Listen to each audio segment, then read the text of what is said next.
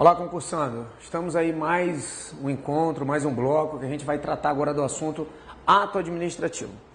Bem, esse assunto é bem corriqueiro em bancas examinadoras como CESP-UNB, FCC, ESAF, enfim, é critério quase que obrigatório em todas as bancas examinadoras. Então vamos trabalhar com bastante calma, pegando todas as fases, pegando todos os objetos, pegando como é que ele cai na prova. Na verdade, eu vou explicar para você toda a teoria e a todo momento eu vou fazer apontamentos de como isso é cobrado na prova e fazendo a diferenciação com outros tópicos, para que você não caia nas chamadas pegadinhas dos concursos públicos. Então vamos acompanhar aqui comigo e a primeira coisa que a gente vai ver do ato administrativo é o conceito.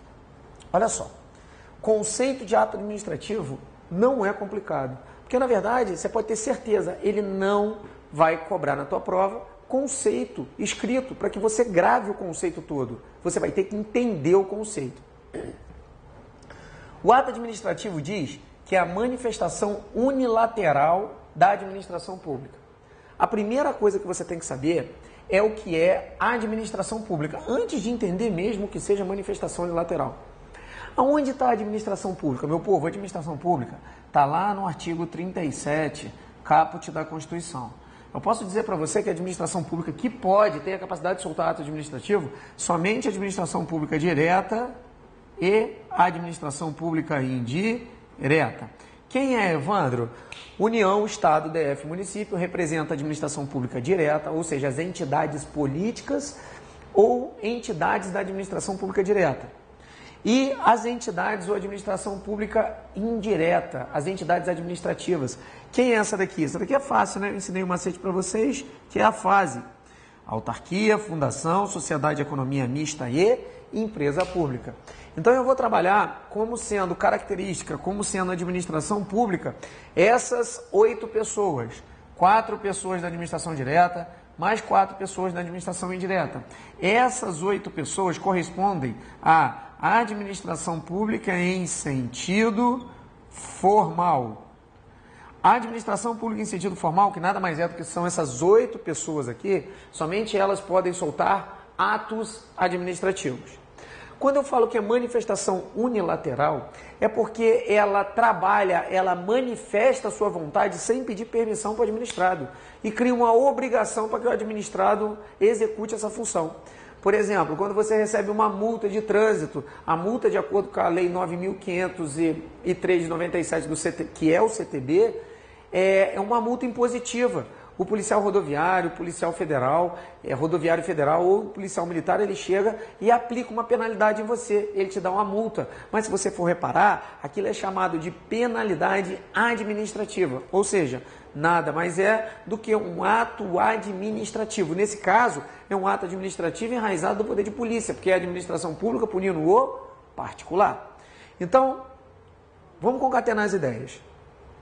O conceito de ato administrativo é toda manifestação unilateral que a administração pública, já mostrei para vocês o que é a administração pública, eu disse para você que é unilateral porque é uma manifestação una, é uma manifestação de um lado só, a administração não pede permissão, ou seja, é uma manifestação compulsória da administração pública.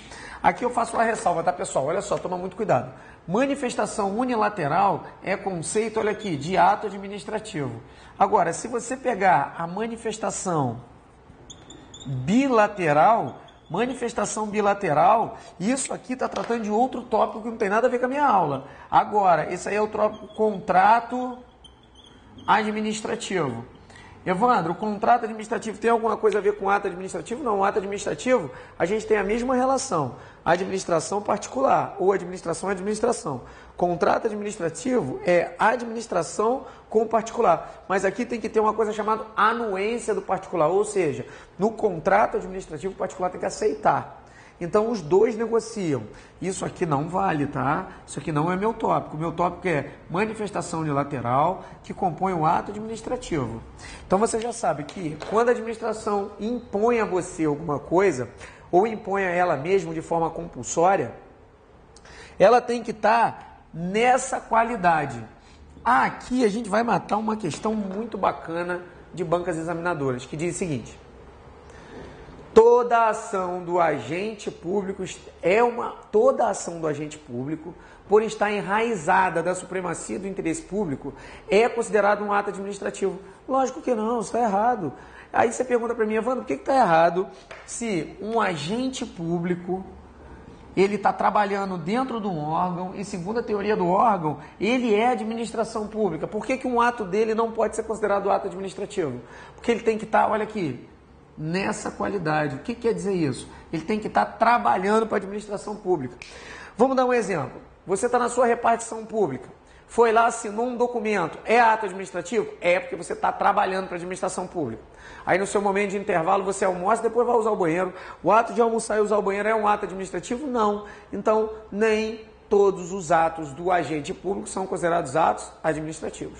Então, o ato administrativo é aquele que tem que ter uma manifestação unilateral, que é uma manifestação compulsória da administração pública, ou seja, um agente trabalhando que nessa qualidade por quê? Porque ele está trabalhando, tenha por fim imediato adquirir, resguardar, transferir, modificar, extinguir direitos e obrigações a si próprio e para terceiros. Eu vou enraizar agora de exemplo.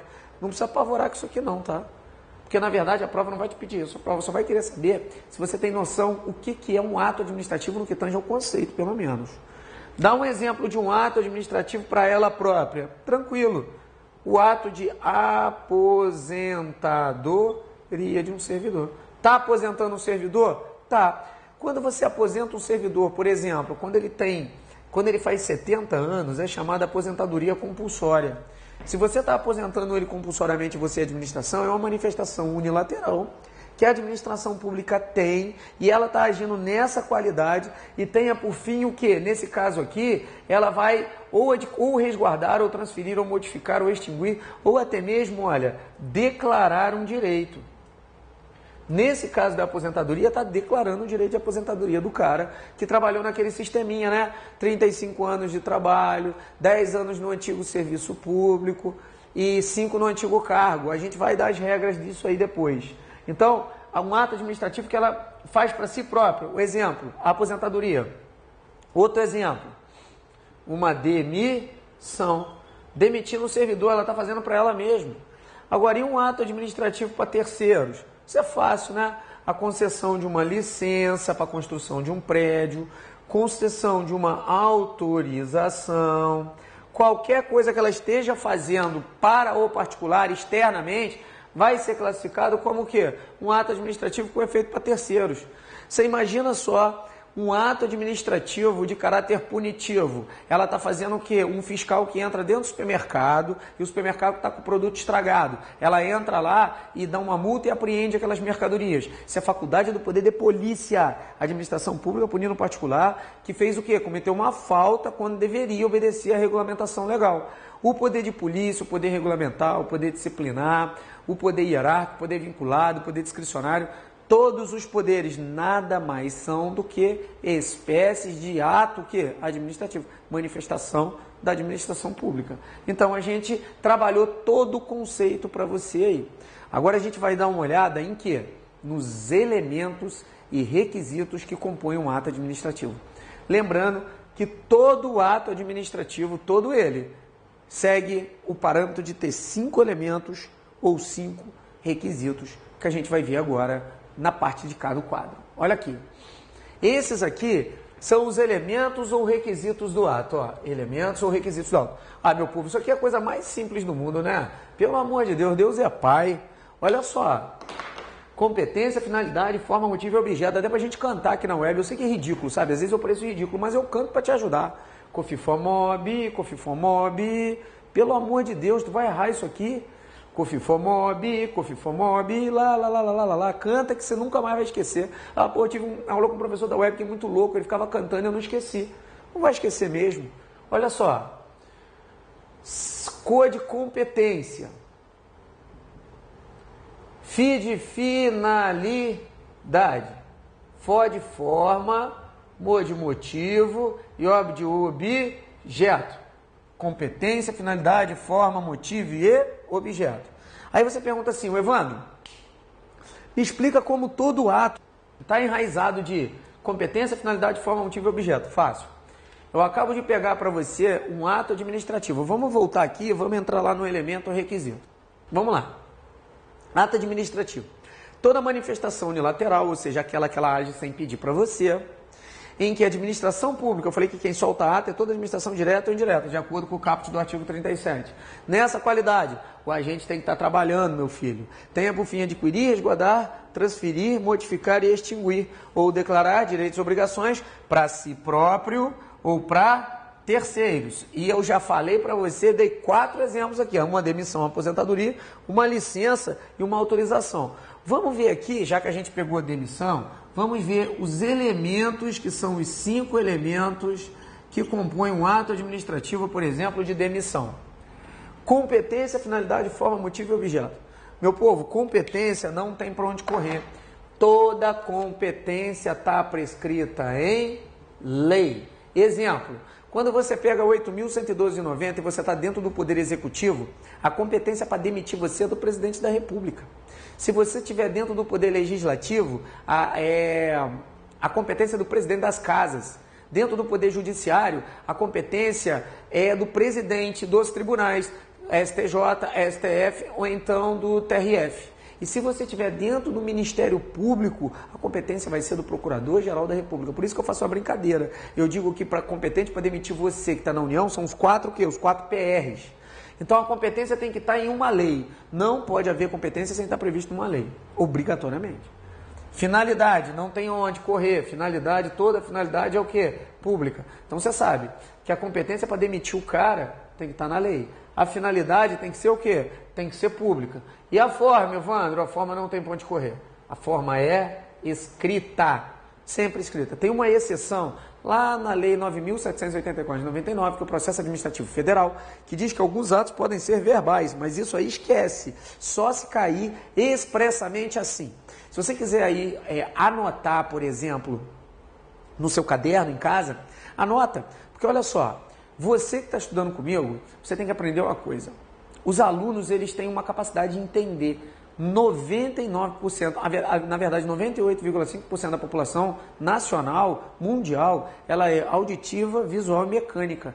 Ela precisa ouvir, ver e escrever para aprender, que sou eu tenho certeza que é você também. Agora, se você é 1% da população brasileira que só precisa ver, tranquilo, só ouve e fica ouvindo e vendo que você vai aprender tudo. E ainda tem 0,5% que você pode classificar, por exemplo, que são os deficientes visuais. Esses aí fecham o olho, mesmo eles não tendo visão, eles não prestam atenção de olho aberto não, é instintivo. Eles fecham o olho e tudo que eles ouvem, eles captam para a prova. Mas esse não é nosso caso, porque a gente divide as nossas ações de acordo com os nossos sentidos. Então você tem que anotar. Anota aí.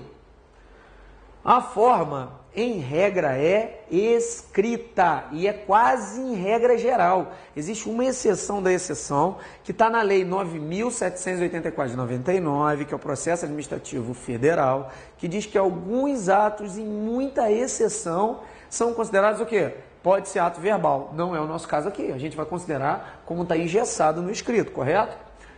Motivo. Motivo é você vai exteriorizar o porquê você fez aquilo. Eu já vou dar o exemplo, você vai entender. Objeto. Objeto é o próprio ato que está sendo feito. Olha só, meu povo. No caso da demissão. Competência. Lógico, está prescrito em lei. Por exemplo, se você estiver dentro do poder executivo da União, uma demissão que der em você, por exemplo, você está no Departamento de Polícia Federal. Uma demissão que dá em você, a competência é o Presidente da República. Para o cara te demitir num PAD, a finalidade tem que ser pública e a forma tem que ser escrita. Motivo, o que é o motivo? Ele vai escrever lá, o servidor foi demitido com fruto no artigo 132, baseado na improbidade administrativa, que dá demissão a bem do serviço público de acordo com o parágrafo único do artigo 132. Ele vai chegar e vai exteriorizar os motivos que determinou aquilo. E o objeto? O objeto nada mais é do que a própria o quê? Demissão. Evandro, e se o objeto for uma aposentadoria? Vai ser aposentadoria. E se o objeto for a licença, é a própria licença e a própria autorização. Correto? Beleza. O que eu vou tratar primeiro aqui? Antes de explodir o ato, eu vou tratar o mais complicado, que é a competência. O que ela se divide. O que a competência representa, meu povo? a competência é considerada obrigatória. Ou seja, se o presidente da República tem a competência na lei, ele tem que exercer, ele não pode dizer que ele não vai querer exercer. Irrenunciabilidade, ele não pode renunciar, ele não pode chegar e falar assim, eu não quero ter o desprazer de demitir o servidor, ele não pode fazer isso. Só que essa irrenunciabilidade, ela é relativa, ela não é absoluta. Por quê? Porque existe um instituto, por exemplo, da delegação de competência, que ele pode passar para um subordinado. Lembrando que para se delegar não pode ser ato de caráter o quê? Exclusivo.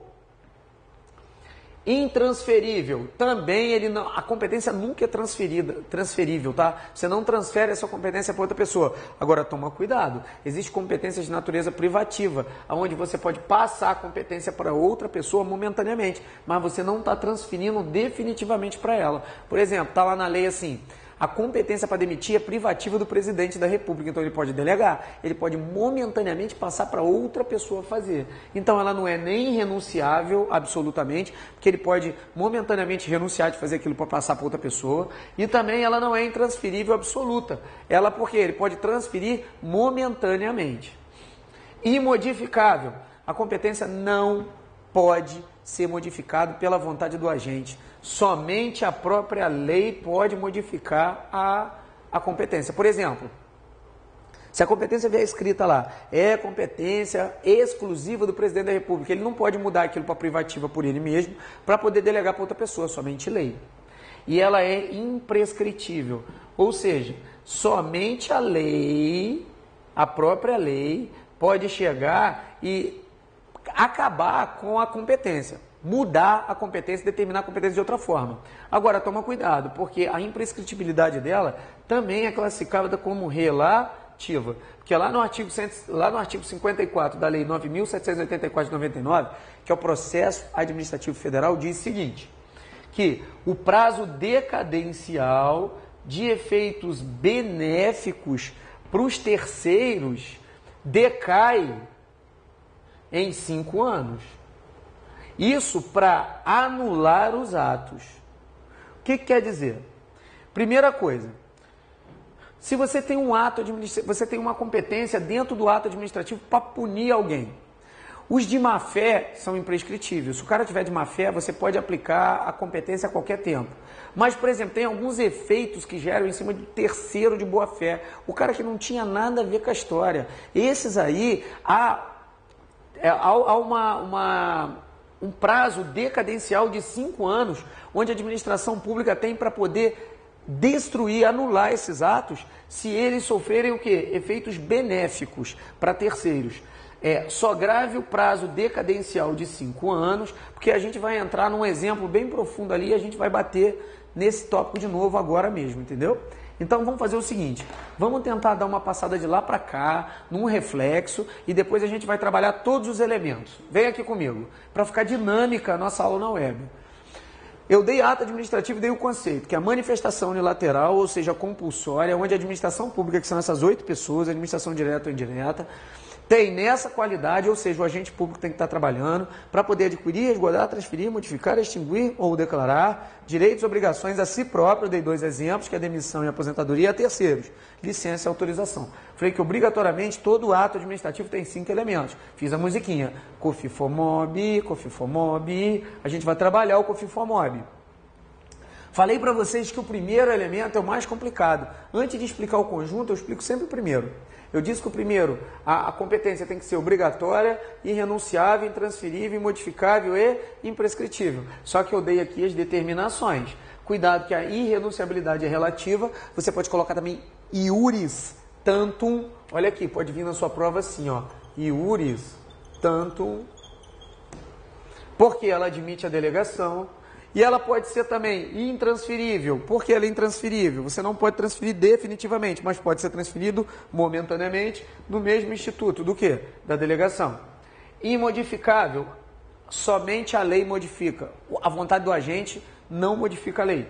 Imprescritível, ela, na regra, é imprescritível, mas também não é absoluto, é relativo, porque a lei pode prever prazos prescricionais, e o prazo decadencial de efeitos benéficos para terceiro decai em 5 anos no poder da administração anular esses atos. Vamos trabalhar isso aí daqui a pouco, correto? Então vamos seguir agora e trabalhar os elementos e requisitos do ato administrativo de uma forma toda junta, de uma forma concatenada, beleza? Vamos agora trabalhar os elementos e requisitos de uma forma geral. O que a gente trabalhou?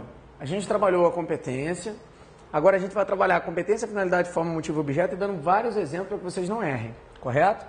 Vamos começar dizendo o seguinte, que o COR é a competência, finalidade, forma, motivo e objeto.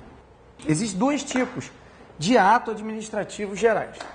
A gente tem os atos administrativos que são vinculados e os atos administrativos que são discricionários. O que quer dizer isso? Eu tenho um ato administrativo que é enraizado de conveniência e oportunidade. E eu tenho isso aqui é chamado mérito do administrador público. Mérito. Ou seja, a melhor forma de agir obedecendo a legalidade, impessoalidade, moralidade, publicidade, eficiência, razoabilidade e proporcionalidade. Ou seja, os princípios da administração pública. E eu tenho os atos vinculados. São aqueles atos que não geram margem de escolha. Não geram margem de escolha para o administrador. Vamos trabalhar eles agora da seguinte forma. Olha só que legal. Isso aqui é bem bacana de entender. A competência tem que estar enraizada na lei, não pode mexer. Finalidade sempre pública não pode mexer. Forma sempre escrita não pode mexer. Então eu vou falar que todos os atos, sejam eles vinculados ou discricionários, obrigatoriamente os três primeiros elementos são o quê? Vinculados. Por isso é que as provas dizem o seguinte, tanto faz se o ato administrativo é vinculado ou o ato administrativo é discricionário, ainda assim, todos os três primeiros elementos de qualquer ato é sempre o quê? Vinculado. Evandro, quer dizer que pode existir um ato administrativo discricionário que ele tem uma margem de vinculação? Lógico, os três primeiros do ato discricionário é vinculado. Aí você fala assim, como é que eu descubro se um ato discricionário é vinculado? Fácil. Aqui, motivo e objeto está o cerne ou o núcleo, aonde você separa se um ato é discricionário ou se ele é vinculado. É aqui que eu descubro. Dá um exemplo, Evandro, um ato administrativo vinculado, um ato de licitação normal. Eu tenho que licitar. Competência está na Lei 8.666, finalidade pública, forma escrita. O motivo você tem que dizer o porquê que você está licitando. Exteriorizar são os motivos fáticos e de direito, por que você está fazendo aquela licitação. E o objeto da licitação não tem por onde correr, está engessado. Então, se você tem a competência, finalidade e forma vinculado, o motivo e objeto vinculado também, o seu ato naturalmente é vinculado, não gera mais de escolha. Agora, você pode ter um ato administrativo discricionário, ou seja, aquele que você pode ou não motivar e pode escolher o objeto. Dá um exemplo Vamos ali na frente para a gente ver um exemplo aqui nessa parte do quadro, um exemplo de ato administrativo discricionário. Por exemplo, olha, a remoção de um servidor é um ato tipicamente discricionário. Por quê? Imagine a seguinte situação hipotética. Imagine que você está trabalhando no Departamento de Polícia Federal. Aí você fala assim, pô, Evandro, eu não estou fazendo curso para o Departamento de Polícia Federal, você está botando DPF, porque departamento é um órgão dentro da União que todo mundo entende, né, meu povo? Estando você fazendo ou não concurso para a Polícia Federal, você vai entender, seja Departamento de Polícia Rodoviária, seja a Receita Federal, os órgãos mais famosos, aí fica mais fácil, né? Pensa comigo aqui. Existe a superintendência que dá uma ordem para uma delegacia que é para remover o servidor aqui de Cascavel, no Paraná, que é onde eu estou, tá, meu povão? Lá para o Amapá. Pô, você acha que o cara vai querer sair de Cascavel, amigo, que é o paraíso, e ir para Amapá? Você tá maluco? E se você passar em qualquer serviço público federal, escolhe vir aqui para Cascavel, que aqui é bom pra caramba de morar. O clima é bonito, o lugar é lindo, aqui é tudo bonito. Aí tem 3 servidores, servidor 1, servidor 2 e servidor 3. Eu acabei de dizer para você que o ato administrativo de remoção é tipicamente o quê? Discricionário. Mas olha que legal, mesmo ele sendo discricionário, a competência para remover o cara tem que estar prescrita em lei. A finalidade tem que ser pública e a forma tem que ser escrita. Então não tem jeito, COFIFO sempre é o quê? Vinculado. Agora, motivo e objeto. E aí, Evandro, o objeto é a remoção. Tudo bem, já está determinando. Mas o motivo, eu preciso dizer o porquê que eu vou pegar o servidor 3 e jogar ele para cá? Não, você não precisa dizer. Você não precisa declarar o que gerou você jogar ele para cá. Não precisa declarar. Você não precisa expor os motivos determinantes. Você não precisa chegar e falar, estou removendo o servidor por isso, isso, isso. Você simplesmente fala que tem competência, finalidade pública, forma, escrito e o objeto é remoção, e você olha para o cara e diz, ó, necessidade de serviço, não vou motivar, foi ordem, faculdade do poder hierárquico, então acabou. Olha aqui mais um dado legal. Acabei de falar para você que a remoção é um ato tipicamente discricionário, onde o COFIFO obrigatoriamente é vinculado, o motivo você não precisa dizer, então se você tem escolha de dizer ou não, um ato é discricionário, e o objeto é a remoção. E mais, se você não está punindo o cara, você está dando uma ordem, a faculdade do poder é o quê? Hierárquico. Tranquilo? Sem muito problema, né? Então vem para cá. Então eu acabo de dizer para você que competência, finalidade, forma, motivo e objeto são os que declaram os elementos que compõem o ato. Pode ser vinculado e pode ser discricionário. Acabei de falar para você que o motivo você não precisa declarar se você tiver um ato que é discricionário. Mas tem que tomar cuidado, tá? Existem as exceções. Exceção. Vamos colocar as exceções? Qual é a exceção que você está dando, Evandro? Se você quiser anotar aí no seu caderno, é o seguinte. Esse, apesar que tem no material de apoio também, mas eu costumo dizer que se você anotar é muito bacana. Eu coloco no material de apoio, no PDF, mas se você anotar é lindo demais, porque vai te ajudar a concatenar as ideias. O que você vai colocar são os atos discricionários que, mesmo sendo considerados discricionários, obrigatoriamente a motivação tem que estar lá. Exemplo, atos de caráter punitivo, as punições, atos de caráter punitivo e atos que onerem a administração. O que quer dizer isso aqui? Atos que onerem a administração. Imagine que o prefeito tem a rua A, B, C e D para poder asfaltar em uma verba só. É ele que escolhe. Ele escolhe se é a rua A, se é a rua B, se é a rua C, a rua D. Se ele escolheu o objeto, o ato é discricionário. Mas obrigatoriamente ele tem que motivar, ele tem que dizer o que ele está fazendo. Por quê? Porque ele está onerando a administração. E outra, por exemplo, um ato de caráter punitivo. Quando você responde um PAD, a comissão do PAD orienta a te dar 60 dias de suspensão. A pessoa responsável por te punir com suspensão de 60 dias, ela pode escolher o objeto e não dar 60, dar 70, baseado nas provas nos autos. Ela pode, inclusive, diminuir para 30 dias, ou inclusive dar uma advertência, ou até mesmo uma demissão. Então, se ela pode escolher o objeto, o ato continua sendo o quê? Discricionário, mas obrigatoriamente ela tem que motivar esse ato. Ela tem que dizer, com fulcro no artigo tal, estou demitindo e não suspendendo o servidor. Obrigatoriamente os atos de caráter punitivo e que oneram a administração têm que obrigatoriamente ser o quê? Motivados, mesmo que sejam discricionários. Tá aí o esqueminha. Competência, finalidade, forma, motivo e objeto, sendo que a competência, finalidade e forma obrigatoriamente tem que ser vinculado. Motivo e objeto é o núcleo que separa um ato vinculado de um ato discricionário. O motivo no ato discricionário não precisa ser declarado em regra, senão não tem o porquê o ato ser discricionário. Só que em alguns atos discricionários precisa sim, atos de caráter punitivo e atos que onerem a administração. Lembrando que o ato vinculado é aquele que não dá mais de escolha e o ato discricionário é aquele que trabalha conveniência, oportunidade e mérito. Dei uma dica bem legal, porque eu falei para você que a remoção, que é teor, que cai sempre em concurso público, é a forma de deslocamento do servidor lá da 8.112/90, é um ato tipicamente discricionário, faculdade do poder hierárquico. Quando você tem competência, finalidade e forma vinculado, porque é sempre vinculado, motivo e objeto, você pode escolher. Nesse caso, o objeto está enraizado, que é a remoção, mas o motivo você não precisa declarar. Se você pode declarar ou não, você sabe que o ato é discricionário. Catou o servidor, trouxe ele para cá, você sabe que não precisa declarar os motivos no ato. Correto? Terminamos aí uma parte do ato administrativo, vamos continuar com a sequência, onde a gente vai trabalhar a teoria dos motivos determinantes. Continue comigo, não descanse, porque descansar é para depois que você passar no concurso público. Um abraço.